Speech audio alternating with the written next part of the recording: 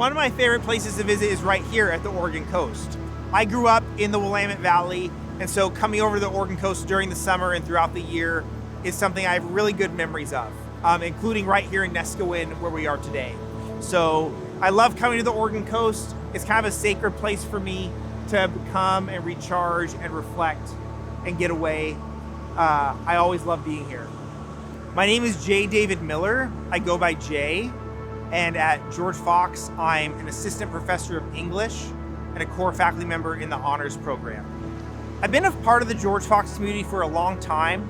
My father worked at the university for a while, so I grew up around professors, staff, administrators, going to sporting events and hanging out with students.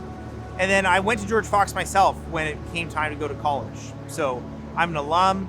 I majored in English and politics, and I had a really wonderful, transformative time. I have high expectations. I want to push students to learn as much as they can and to go deep into the subject matter.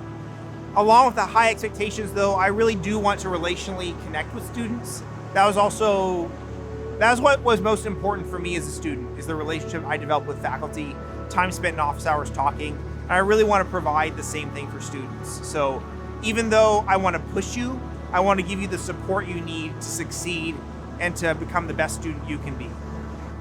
Something I would love for students to take away from a course that I've taught. One is substantive knowledge of the subject matter. More deeply than that, I want them to take away a love of learning and a confidence that they can learn. You know, down the road, you really might not remember what I taught you, but I hope that in the classes you take with me, you can learn habits and attitudes that will empower you to learn what you want to continue learning throughout your life. I also think that teaching at a Christian university, I hope students can take away ideas for how their faith connects with their intellectual life and to see how those things go together and can deepen each other.